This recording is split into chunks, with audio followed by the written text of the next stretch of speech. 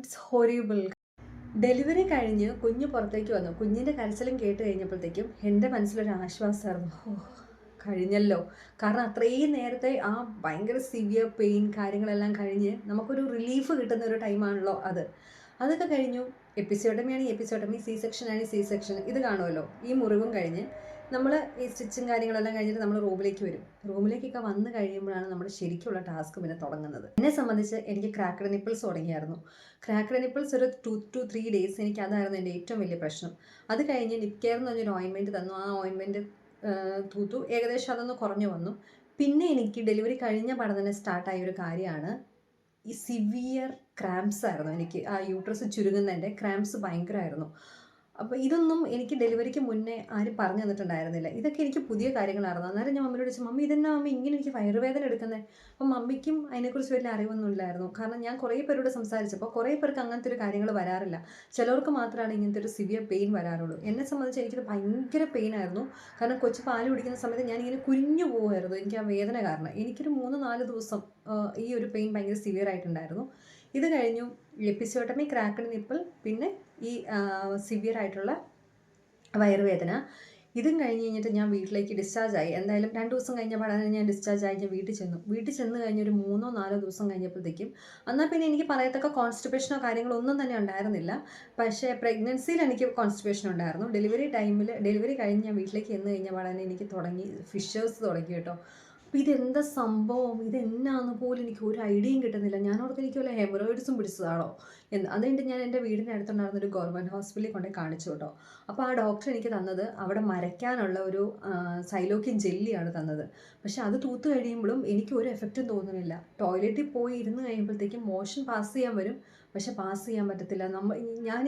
ഞാൻ ഇരുന്നിടത്തുനിന്ന് തന്നെ ഞാൻ എണീറ്റ് പോകുമായിരുന്നു.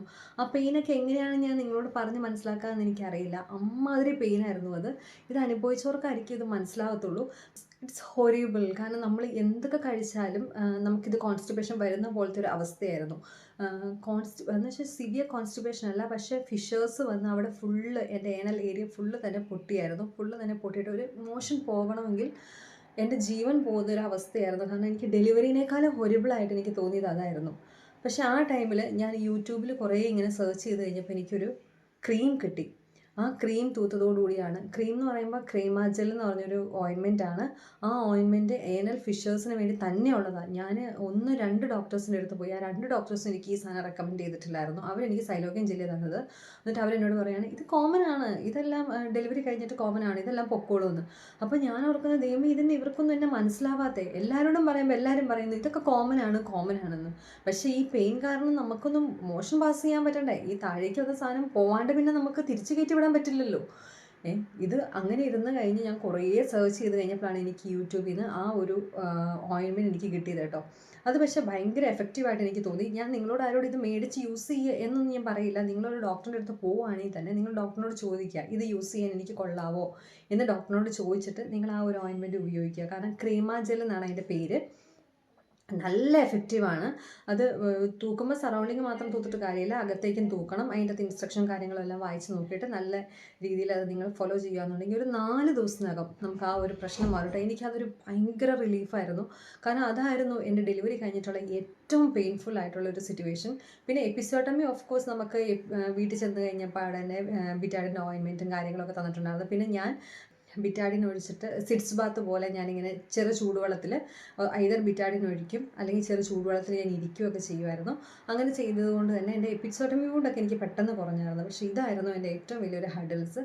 അപ്പോൾ നിങ്ങൾ ഇങ്ങനെ ഡെലിവറി എക്സ്പെക്റ്റിംഗ് ഒക്കെ ആയിട്ടിരിക്കുന്നവരാണ്, അല്ലെങ്കിൽ ഡെലിവറിക്ക് ടൈമായിട്ടിരിക്കുന്നവരാണെങ്കിൽ ഈ വീഡിയോ ഒക്കെ ഒന്ന് കണ്ട് ഇങ്ങനത്തെ കാര്യങ്ങൾക്കൊക്കെ ഒന്ന് പ്രിപ്പയർ ആയിട്ട് പോവുക കേട്ടോ. കാരണം ക്രാക്ക്ഡ് നിപ്പിളൊക്കെ വന്നു കഴിഞ്ഞാൽ നിങ്ങളത് വെച്ചുകൊണ്ടിരിക്കാണ്ടിരിക്കുക. കാരണം വെച്ചുകൊണ്ടിരുന്ന് കഴിഞ്ഞാൽ അത് കൂടി പോകും. കാരണം എൻ്റെ ഒരു ഫ്രണ്ടിന് എനിക്കറിയാം, അവളിങ്ങനെ ക്രാക്ക്ഡ് നിപ്പിളായിട്ട് ഇങ്ങനെ വെച്ചുകൊണ്ടിരുന്നിട്ട് ഫുള്ള് പൊട്ടി അവിടെ പഴുത്ത് ഒരവസ്ഥയിലേക്ക് പോയായിരുന്നു. അങ്ങനെയൊന്നും ചെയ്യാണ്ട് നിങ്ങൾ ഡോക്ടറിൻ്റെ അടുത്ത് സമീപിച്ചിട്ട് വേണ്ട ഓയിൻമെൻറ്റ് തൂത്ത് കഴിഞ്ഞാൽ അതൊക്കെ മാറും കേട്ടോ. എല്ലാത്തിനും നമുക്ക് സൊല്യൂഷൻസ് ഉണ്ട്. പക്ഷെ നിങ്ങൾ ഓപ്പണായിട്ട് സംസാരിക്കണം എന്ന് മാത്രമേ ഉള്ളൂ കേട്ടോ.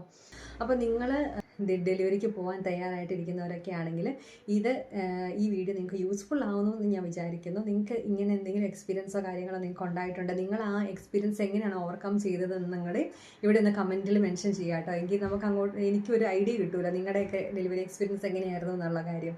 അപ്പോൾ thank you so much for watching. Video ഇഷ്ടപ്പെട്ടെങ്കിൽ സബ്സ്ക്രൈബ് ചെയ്യുക, ലൈക്ക് ചെയ്യുക. Thank you.